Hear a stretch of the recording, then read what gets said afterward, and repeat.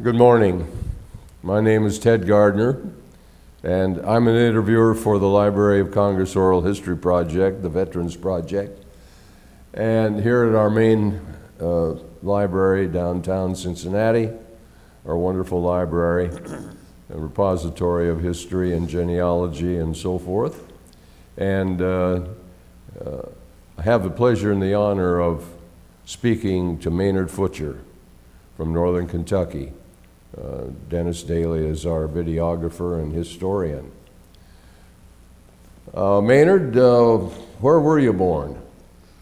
I was born in Campbell County, Kentucky, in a little German village. Years ago, it was named by the Indian village, Indian Springs. Oh. But then later on, I guess back in 20s, it was renamed Camp Springs.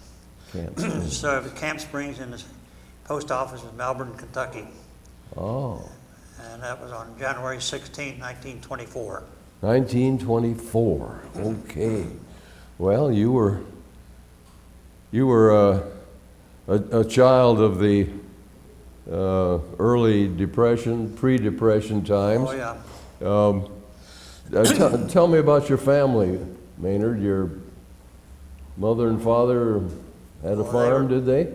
Parents both were born in 1888, and my dad was a blacksmith, wagon maker in the village there, and my mother was a homemaker. Mother died in April of 36, and Dad died in February of 51. Oh my. They were both young people, but I should both say. of cancer. Oh, that's, well, brothers and sisters? 3 brothers and 2 sisters. Wonderful. Oh, what a nice family. That's just great. Where did you go to school? Where did you start out? In a parochial school right here in the village, St. Joe's Catholic School in the village of Camp Springs. Oh, yeah. I don't think I'd ever heard that name, Indian Springs or Camp Springs. I'm not a native Ohioan here, but is that near Alexandria? Right, just over. A little bit north of Alexandria, and then over, about little northeast of Alexandria. Sits in the valley. Nicknamed Little Berlin. Little Berlin. Lots of German immigrants came there. Yeah, all German. I'll be darned. Well, it's beautiful country. So you went through St. Joseph's School all the way, did you? No, about 7 years. My mother died in 36 by then. I had to leave school. You were only 12 years old when she died. Yeah. Well, and I had 3 siblings. Oh. It was, I had a sister and 2 brothers younger than I was yet. And my older sister, she was about 14 and a half, so I had to stay at home and help with her, help with the housework. Sure. And the farm work. Work on the farm, sure. Sir. You worked on the farm. Right, yeah. You learned early what hard work was like. Right. I should say, well, those days were very, very, very interesting, and of course. They were rough. Yeah, they were rough. Now, did you go to high school? No, that was the end of it. That was the end of That's 7. my education. I understand. Well, goodness sakes. Then along, everyone has certain dates and times in his life that he never forgets, where he was and when he was. Where were you on December the 7th, 1941? On the farm. You were on the farm. On the farm. And how did you get the news about Pearl Harbor? Well, we had radio and a daily newspaper, Right. but it was in radio that gave us the news about Pearl Harbor. Yeah, that's right. That's right. Well, that's a very common thing, of course, and for young people who didn't live in those days, it's hard for them to understand, particularly the way things are today. Right. No television, no Wi-Fi, no iPods or anything like that. A radio and daily newspaper, that's all it was. Right. And gossip. Right. My dad had his blacksmith shop there, and that was a meeting place if anything happened, why, all the locals, they seen smoke coming out of the chimney, they knew he was open. Oh, And then they'd come down and congregate. oh, that's Talk it over. interesting.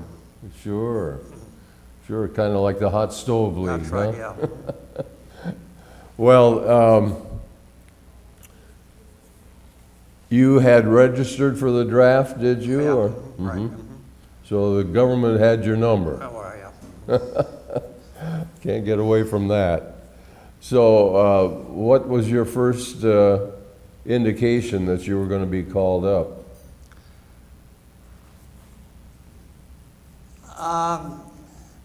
Before Pearl Harbor, Franklin D. Roosevelt, our president, suspicioned that was going to get in trouble, and our Congress, they called up all eligible age 25, no dependents, to serve a year.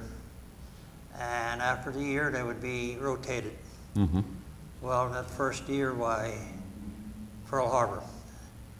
And that gave us all an inclination that we were going to be, we'd call to arms. Right. Now, you entered the Army. I was working in a defense plant in Dayton, Kentucky, and we were dissatisfied with management and everything, and 3 of us took off and joined the Navy. Oh. And the other 2 passed, and I come on back. Mhm. I didn't pass on the economy hearing, and what else was it yet? Anyway, I didn't pass. So and they said, you wouldn't be fit for the Army either. I said, oh boy. I was locked into the defense plant. If you quit, why, you were like a deserter. Right. So you had to stick it out. So my birthday come along on the 16th of January, and about 4 days later, here was the greetings. And they took me in, no problem. So I was inducted in the military, in the Army then, 28th of January, 43. Oh, 28th of January 43. Yeah, things were still really rough around for us and our allies, weren't they? We had some very tough times. So where did you first go for training? Camp Hood, Texas. I said Camp Hood. At that time, Yeah. it was Camp Hood. They changed it later on to Fort Hood. Fort Hood, yeah. And I went to the original Camp Hood near Killeen, Texas. And then later on, in the training there, we moved over to the North Camp. Now, Camp Hood at that time, was that strictly an Army camp? It was I a- mean, strictly. infantry? Well, it was a tank. It was a tank. Tank. Tank outfit, yeah. And it was a tank destroyer. I was put in a tank destroyer training battalion, Oh, yeah. the 136th Tank Destroyer Training Battalion, and they were reserves that had been called up. And I was the only one in there that was an enlistee, not enlistee, but a draftee. Right. And I was the orphan, okay? So when our troops landed in North Africa, our half-tracks and tank destroyers had just mired down in the sand, and it came back to us that they proved useless. So the general order come down and stop all tank destroyer training. And they put them all attached on a sign. And these reservists, I mean, they were crying. I mean, they was looking for an assignment. Oh, yeah. A few days later, I got shipped out of there then. Now, you know, when you entered the Army and sent off to Camp Hood, what was your feeling like?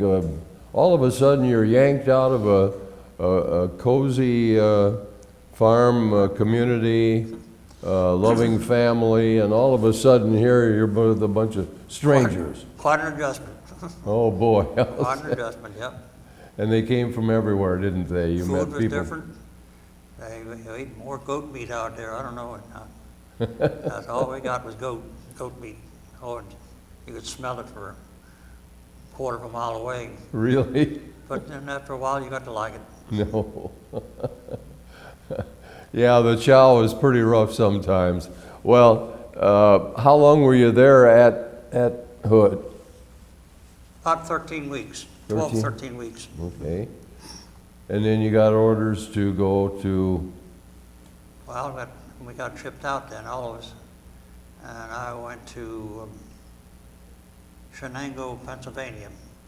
Shenango's over northeast of, it's over on the Pennsylvania border near Greenville, Ohio. Greenville, Ohio and Butler, Pennsylvania, across the border from one another.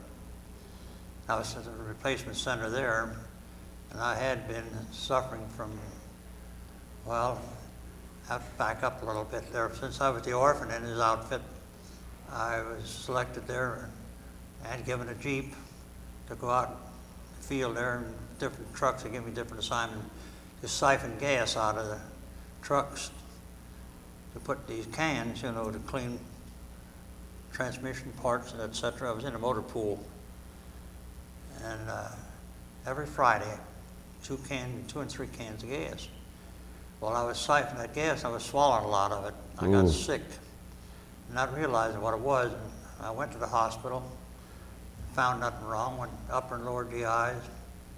Make a long story short, after I was discharged from the service, it was back in about 50, 52 or something like that there, I finally went to the hospital and they removed my gallbladder, and they said it was a dead one. What did you do? I said, siphon gas. They said, you killed your gallbladder. that gas did it. So I was in the replacement center there in Pennsylvania again, back in the hospital a couple of times, and suffered with that all the way through the military, all the way. My goodness all the way sakes. through, yeah. I should- Oh,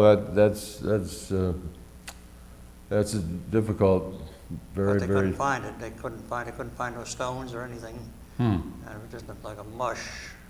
They said it was just like a Just big turned to mush. mush. And My I could goodness. feel it when I walked. There was like a weight in there, a Right. dead weight. Now, after you got out of the hospital, then you were transferred to where? Oh, Pennsylvania. Then I went to Port Arthur, New York, for overseas duty. Something nice about that there, I'll never forget it. I made friends with a fellow by the name of Carmen Anastasio. Now, we recall back there, Murder Incorporated in New York. He was a brother of Joe and Louis Anastasio. Well, our shipping orders were delayed for some reason, and we were told that if you lived around the locality there, you could go home over the weekend. So Carmen knows that I'm from Kentucky, that I wouldn't get out. So he made arrangements with his dad, you know, I'd come home with him. Well, they had a tailor come in and measured us up for clothes.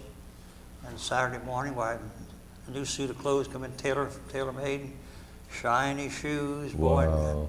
military hat. Sharp. Big car pulled up, you know, with 2 seats in the back and a driver up front with an open cab. I think it was a big Pontiac, 2 great big wheel wells up there. Oh, yeah. Yellow wheels. Beautiful. Big car, best. And they took us to the mansion, to the home, and everything was Italian speaking. And we were to wait in the assembly hall, entrance hall. And lo and behold, here comes the honored guest, Mayor LaGuardia. Oh, for heaven's sake. Fiorella LaGuardia. Mayor LaGuardia. And we had dinner together that evening. My goodness And, sakes. well, all afternoon, but I didn't understand what they were talking about. But that was in the Anastasio home. And the next morning, Sunday morning, there was our regular clothes put on, took the uniforms off, give them back to them, and we went back to camp, back to Fort Orange. But it was an honor there to sit at the table, and Mayor Wow. LaGuardia come over to to wish us a good trip back. Well, I should say so.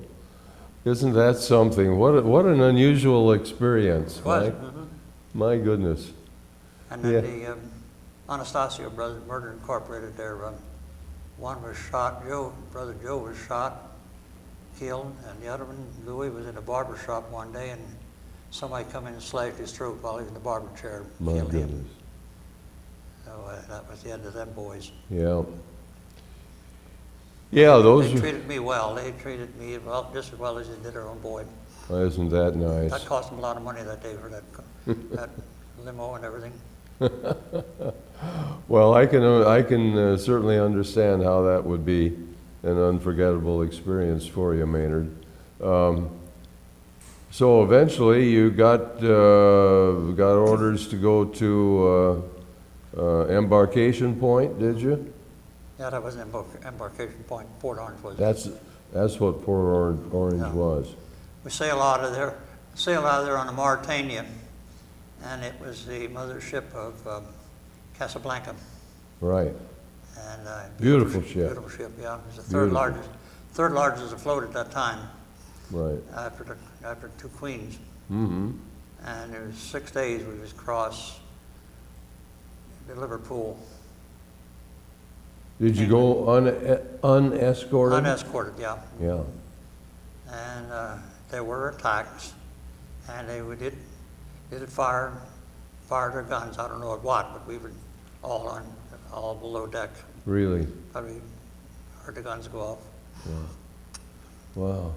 Yeah, the Mauritania, she was a beautiful ship. I remember seeing pictures of her. Well, then you went across to France or to England? Liverpool, England. Liverpool. So here you are in a foreign country. Yeah. What was your first impression of England? Warm beer. Warm beer.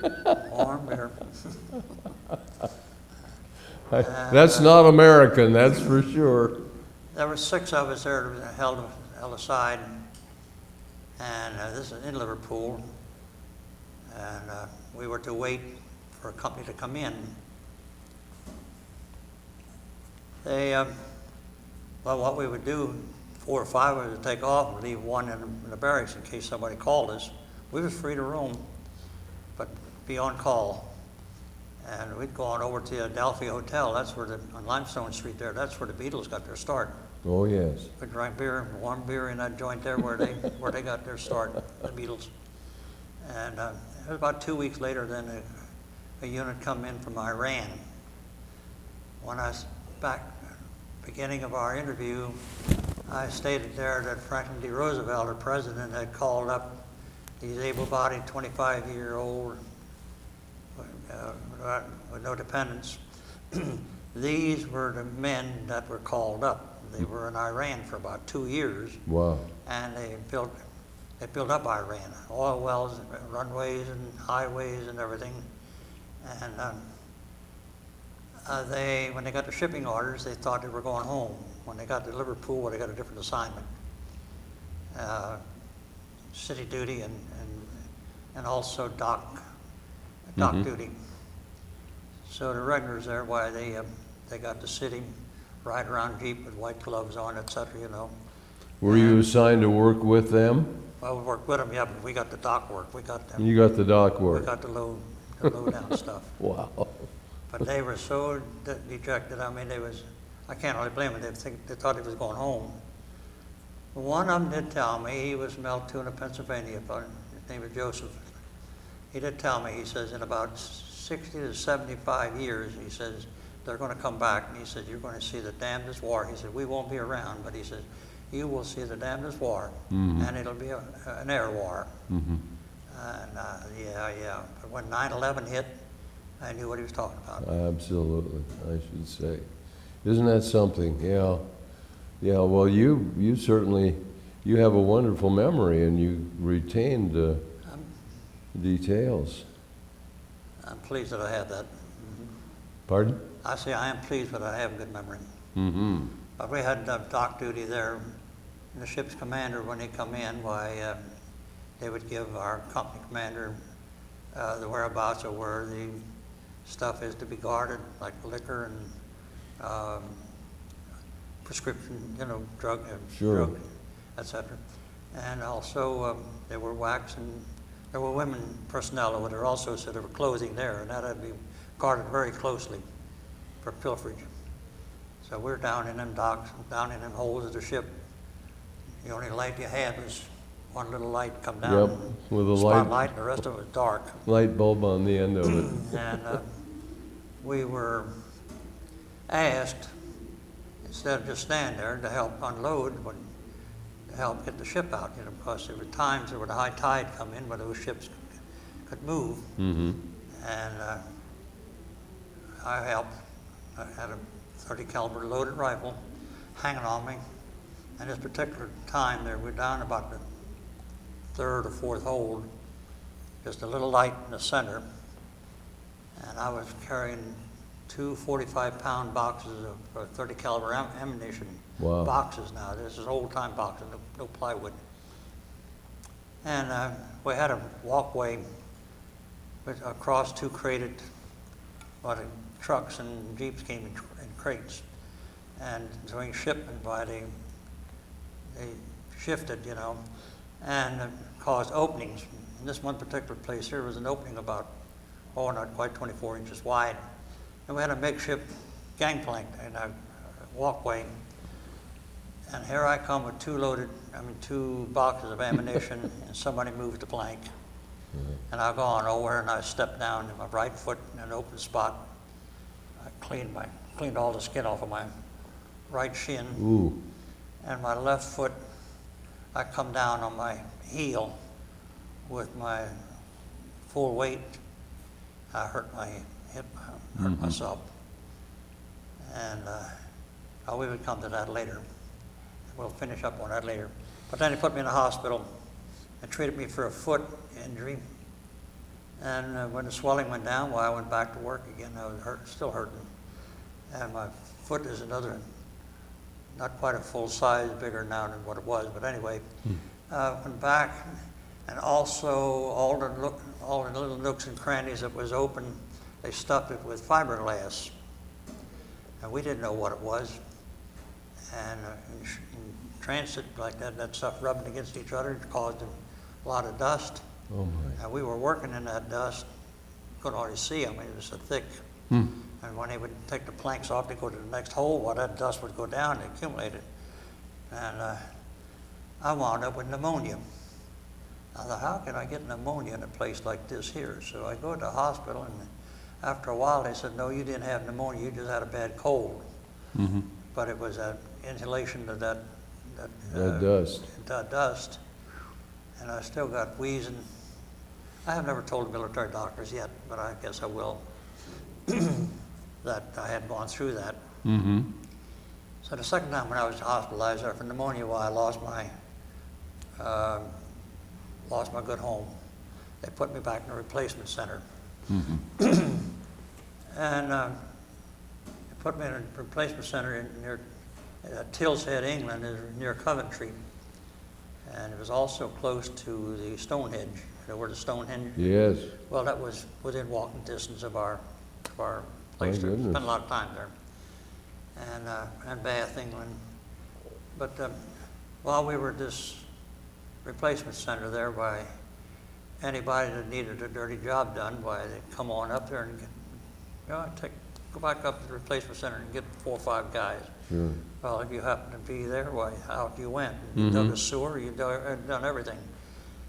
We were, I don't know what you want to call us, did all the dirty work. Okay, when it was finished, we went back to wait for the next call. But finally they put us on the truck. Well, there would be like a couple hundred men there. And a truck would pull up, get on the truck. Where are we going? Get on the truck. And loaded, give each one a piece of paper and a little pencil, put your name, rank, and serial number on there. All right, truck take off, you give them a piece of paper, and then they knew who was on the truck. They didn't call Smith, Jones, Brown, or anybody. Right. They called, you had to write your own name down and a serial number. And I went to a camp where we were going through basic training. I says, I hadn't been going through basic training. You're going again. I said, I can't walk with my hip. You're going through basic training. Well, I tried my best and everything, but I made it. But when they shipped out, they all shipped out with me. What the heck's going on? So another group comes in. You're going through this one. I said, I can't make it. So the base commander, he must have known something. So he gave me a sweet job there firing the boilers for the bathhouse and the kitchen.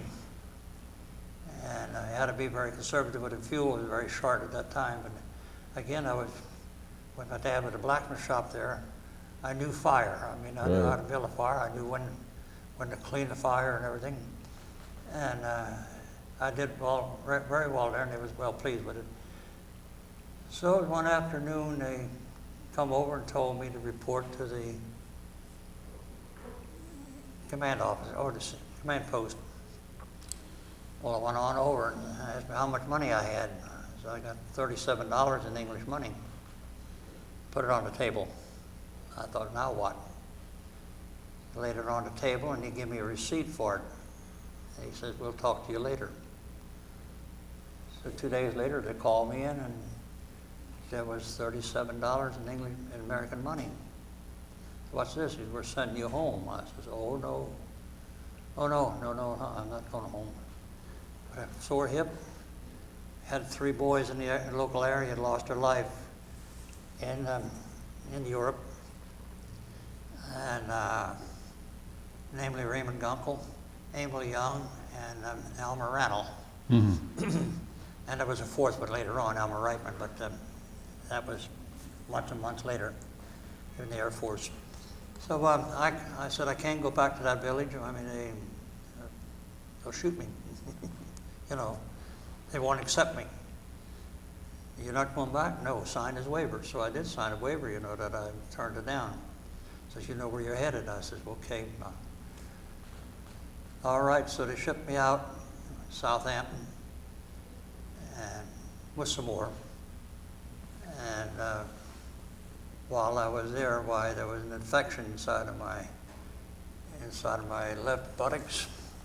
I didn't know it, but I knew there was something wrong in there, and that broke loose. My goodness. And I lost about, I guess, a good pint and a half of infected blood. Mm-hmm. But I couldn't say nothing. I'm ready to go over the channel, see? There you are. So I took it with a grain of salt. He was on his LCI, I guess, a day and a half. No toilet on there. That's awful. Anyway, there was guys who suffered more than that when we got it. But we went to St. Lo and got off, dropped the gangplank, had to walk through water. That's okay. Fellas before that suffered more than that. And we got on top bank, and they reorganized us. Come over here. There's 50 of them over here, 50 there, 50 there. Your company A, your company B, company C. What's your name? Had you made corporal by that time? No, I'm still a private. Still a private person. But just about that time, Congress passed a law, or an order. Congress passed an act whereby anybody overseas a year and a half without a rating was automatically given a stripe. Right. So I got a stripe that way, because I was always attached on the side. I see. They're going to give all the rank to the regular people. Mm-hmm. So we were in an MP outfit, and there was no writing home. There was no correspondence. No contact whatsoever. Our mail was way back. Yeah. But what we were doing, the Germans took a sharp turn to the rear and rushed and took off, and our troops followed them in like 30, 40 miles an hour.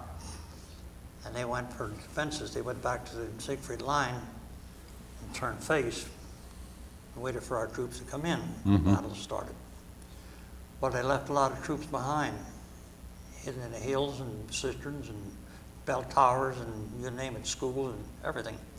And that was our duty there to infantry all them out of there. Yes, there were fatalities. I mean, snipers. I mean, they shot to the stayed to the last. We took a lot of prisoners that way, and I'm sure we left some too. But we never had the same bunk every night. I mean, there wasn't no bunks. There was tents. We would advance. Maybe we might make 5 miles a day, maybe 4 miles. When we got up there were a row of pup tents. How did you deal with the weather? Well, at that time it was down in southern France, so it was pretty nice. Pretty nice. But we had our suit, like a sport coat. Mm-hmm. And, Lightweight. yeah, lightweight. Yeah. But when it came time that night for to lay down, you went down and found an empty pup tent, you know, 2 in the tent, no pillow, no blanket, no nothing. Wow. Put your rifle down for a pillow, and that was it. We were tired. Next morning, breakfast, now the same thing again. So of course, over and breakfast, over and dinner, over. and lunch. But we did that for a couple of weeks. Finally, one afternoon, hungry, thought, well, the summoners over there are going to eat. And he put us on trucks and didn't know where we were going. Some of the trucks had tarps on, some half tarps, you know. And Mm-hmm. nobody knew where we was going. And what we was headed for was the front lines. We were leaving southern France, and we drove all night, hungry, all night until the next morning, I guess about 10 o'clock, while they stopped, and there was a chow line there. So we ate, got on trucks and took off again. It started to snow, and then the snow accumulated a little bit more. And we come to a forest. Now, I can't say it was the Ardennes, but it was a forest, a planted forest, you know, cultivated. Yeah. Trees was like 14, 16 inches round. And it's come to a complete stop. What I had done, there was a mountain road, steep hill, and a mountain road, and the Germans, they cut down a lot of trees and blocked the road, and booby-trapped it. Well, here we sat, snowing, no shelter, stay on the truck, you can't get off, and had to wait for the engineers to come in and cut a new road up over the hill there, and then they had caterpillars to pull our trucks around. Still, we don't know where we're going. We feel that we're going into battle because they armed us with ammunition already. But after, I guess, the second or third day, the last few days it was only like 2 or 3 miles an hour. I mean, through the fields, you know, etc. And truck would stop. All right, this side, get off. All right, truck would take off. Somebody say, well, you're in the when I got off, they said something about you're in the 40th or 41st Infantry Division. And by that time, we got about 4 to 6 inches of snow already. And here we are with that blouse, you know, that short coat, not fixed for winter. Oh, I forgot to tell you. Back in southern France, there as we were advancing, why we come up to a navigable canal. And it was a beautiful stone bridge, old one. And our company was going to cross it, and I yelled out, I said, no, what? I said, there's weeds growing there in the roadway. I said, that tells us there's something, the locals are not using that bridge. Booby trap. So we took off, and about 100 yards down the stream there, while we waded across. I had a little prayer book. My oldest brother gave it to me, him and his wife. Small military prayer book, and it had a sewing kit in it, and whatever. And I took that prayer book and put it between my helmets. And we forded that stream there about chest high. Not knowing that day, way before Thanksgiving, that it'd be February 9th when I would take my shoes off for the first time. My goodness. My gosh. February 9th. I got hurt on the 8th, and I got to take my shoes off on the 9th. I didn't take them off, they had to take them off. But all that time and all that weather, up in Belgium, Germany. As high as 22 inches of snow, and he said 12 below zero, and some of them said 25 below zero. And never once did I have much as a piece of paper over me for a piece of shelter. My goodness sake. Oh yes, our overcoats came up and found us. And the overcoat generally go below your knees. And we got snow above your knees, so what do you got? You're dragging an overcoat. And with all your ammunition you got hanging on you, grenades, a rifle, I had a bazooka, and a couple of rounds of bazooka. I went in at 148, I weighed 148 pounds when I went in, and when they weighed me back in Bournemouth, England, after I got hurt on the February 9th or 10th, somewhere around there, I weighed 96 pounds. Good heavens. But this overcoat there, I mean, it was good shelter. But as you walked along, well, you drug snow with you. Mm-hmm. So you had about 25-pound ice hanging on your coat. My God. If you walk along the side of the hill, well, it'd pull you. So you had to walk sideways. Going up or down the hill, it was another thing to put up with. Sure. And then you still got your battle ahead of you. Boy. How about you asking a question?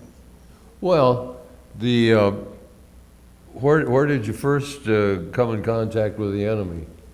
Oh, that was back when we first unloaded off of the trucks there. I see. Yeah, right after Thanksgiving. Okay, now we're talking 1944. Yeah, Okay. And you... latter part of 44. Yeah. Now, were you part of the Third Army, Patton's Army? We was Army one time, and then we'd be in that one, and this one. I see. I couldn't tell you It what changed it you so many times. It was just so confusing with this. Yes, I should say. Did you lose some buddies? Well, I made buddies, and like I say, it was, every time you get in a replacement center, you had to make new buddies again. Sure, new people. New people, yeah. Yep. So, but our truck load I was on, unloaded. It's either the 40th or 41st Division. Was with them about 2 or 3 weeks, and we were forward. They're not going to put their own men up there. They're going to put the replacements up there. And you can't only blame them because they're all buddies back here. Put the new guys up there. Mm-hmm. So that was us. And we discovered one day we were pretty lonely up there. Not too many people around. Where'd they all go? Oh, they went back for R&R. Why didn't they take us with us? I don't know, but they took off for R&R and left us. For heaven's sake. Okay, that's what I mean too, yeah. Oh. And we got wet feet, we got wet Oh, yeah. everything. So then one morning there, about 10 o'clock, we all hunched down. And we didn't sleep. I mean, we slept like 2 or 3 minutes. I'd holler over you, say, Ed, now it would take about 2 or 3 minutes. Right. Okay, I'll watch out for you. And the same way with the other ones there. Yeah. I'm going to take 5 minutes, okay. Hmm. We woke him up 5 minutes too. That's all you needed. And one morning about 10 o'clock, here comes a captain and a second lieutenant.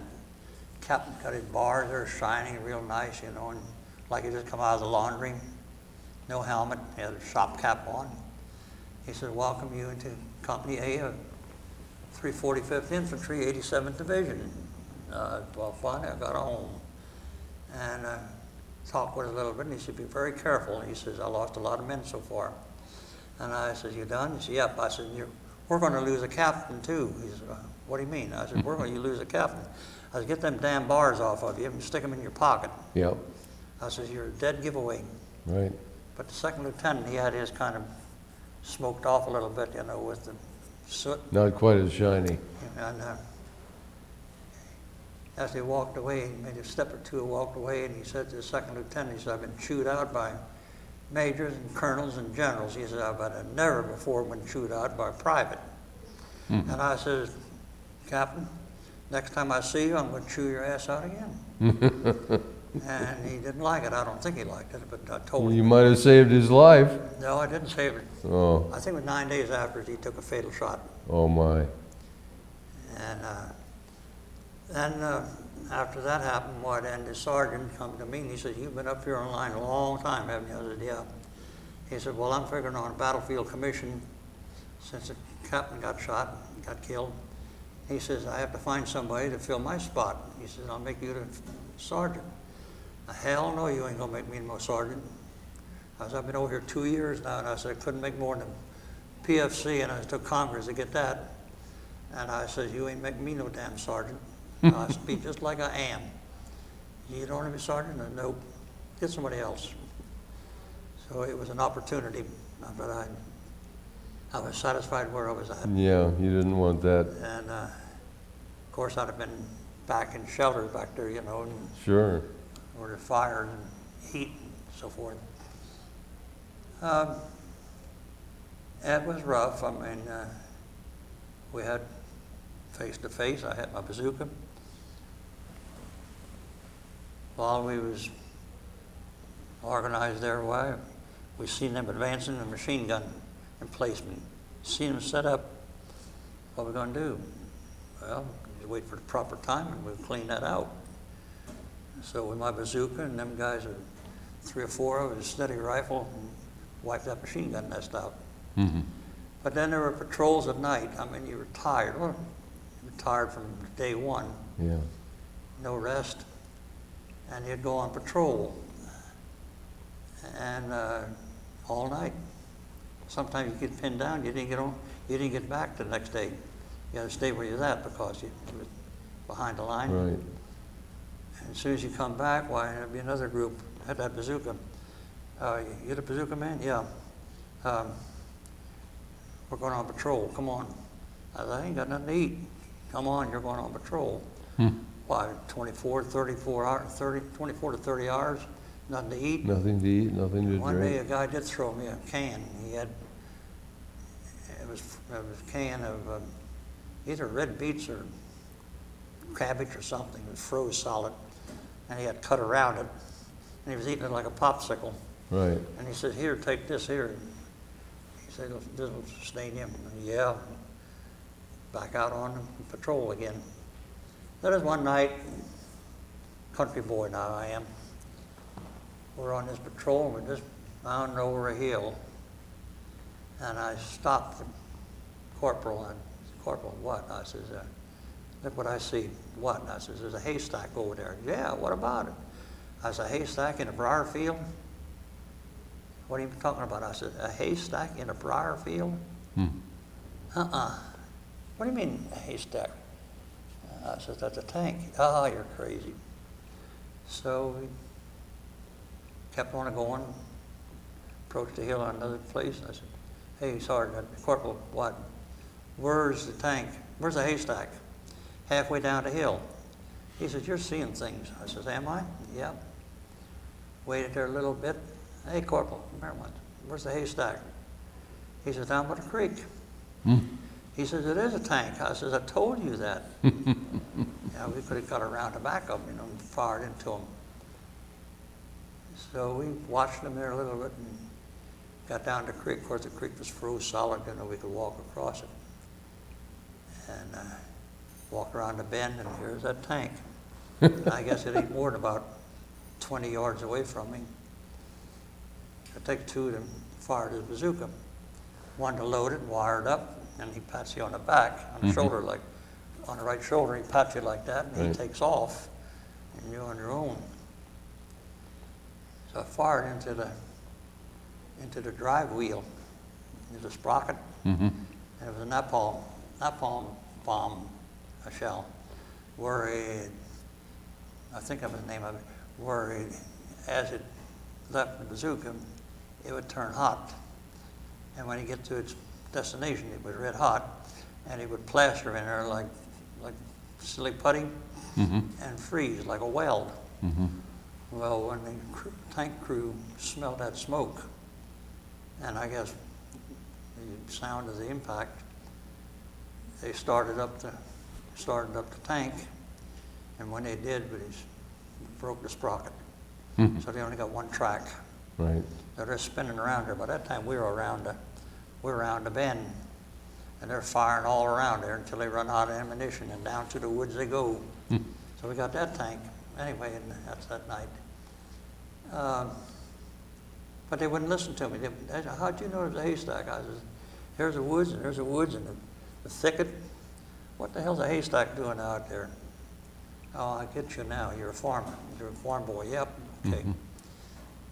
And then another night we were on patrol, and we had to scale a steep hill. We were on patrol about every other night. But it's another particular night there, this hillside had slid away, trees and all, just slid down years ago. And we had to go on up there, and for some reason, we didn't know why. We got up there and we peeped over the top, and I'm looking right at the back end of a tank. Wow. Another one, medium. I thought, oh my gosh, it was an overlook, see? And they was sleeping, I guess, in it because there was no noise. So again, I put another round into it, but that time I got into the track. And same thing there when he started up with the track Sure, they broke. couldn't. Track broke. He got one track, and he's spinning around and firing his guns, and he gets over the side, and the tank starts down over the hill, but a big tree caught him. So here he is sitting on the side of the hill, and they get out. By that time, one of the guys threw a hand grenade at him, and that polished them off. So those are two. I didn't get no credit for either one of them. I mean, Well, the those. scout leader. I mean, the leader. Yeah. Did your outfit suffer heavy casualties? Yeah. We it was about 10 o'clock one morning. We got the order, the signal to move ahead. Now, what had happened in the company, in the regiment next to us there, the Malmedy massacre, you heard of that, didn't you? Oh, yes. Well, they murdered those guys and stripped them and murdered them. And the English-speaking Germans got behind our lines and would supposedly be right with us. So we had passwords, sometimes 3 and 4 different passwords a day, and we never used our own name. I went by Kentucky. I went by Kent, I went by Key, and I went by everything. So then one morning there, we called him. He says, just call me Larry. I motioned for him. We're moving ahead. And we had some prisoners. And I motioned for the prisoners, about 5 or 6 of them. I motioned for them to go on down the hill. And they said, no, no, no. Boom, boom, boom, boom. Hell, boom, boom, boom. Come on over here and go down. Try and tell it was a minefield. But I didn't understand them. Wow. It was in a minefield. And they walked around, knew where to go. So they went on down, and somebody else took care of them. But I motioned for Larry to come on ahead. And the poor guy, when he come on up, he dropped to his left knee, and when he did, shattered his knee. He hit a landmine and blowed his knee off. Oh, boy. And I mean blowed his knee off. There was a leg laying over here. Right here, yeah. So he's screaming, and it's a minefield. So I guess I was about 15, 18 yards away from him, maybe 20 yards away from him. And I run through there, and I thought if it was a minefield, I'll get it too. That's what I'm here for. I went over, and I didn't have to, his pants was tore up. I mean, didn't have to look for him, turning. Didn't have to tear his clothes because it was already torn. So I reached up and I got the pressure points. And I said, what am I going to do now? And before I knew it, here was an aid man. Now, where in the heck do you come from so fast? And he started working on him, and by that time here come another aid man. And before I knew it, there was a sergeant there with us. By that time, they give him something there, knock him out, shut him up. And I was in a position about like this, and all of a sudden my helmet takes off. I take a shot, a rifle shot, right over my right eye, and exited over my left ear. Opened up my helmet, and when it did, the chin strap, the buckle, cut my underneath here. See, so I got my chin laid open, and I says, "Oh my gosh!" And of course it hurt. And I'm still holding on to him. And the guy says, "I'll take care of you." I says, No, you fix him up first, then you take care of him. But let's take care of Larry. So one of the medics said, "There's a silver star." And the other one says silver star. And I don't know if he was a sergeant or what he was, but he said 2 silver star. To me, a silver star at that time was no more than crossing your T's and dotting your I's in the first grade, you know. Right. Paper little silver star. Didn't make that much difference to me. Only then when I got ready to come home did I realize the value of a silver star. I'd have got home first. But anyway, Way up. we took care of Larry, and then they gave me a shot right in the chest here someplace, and knocked me out. When I woke up, everything was gone. Everybody was gone, and I was patched up. Okay. Later then that afternoon, Sergeant told me, he says, "Larry's down in a creek down there." He says, "And take these 8 prisoners now and carry him up to back to the aid station."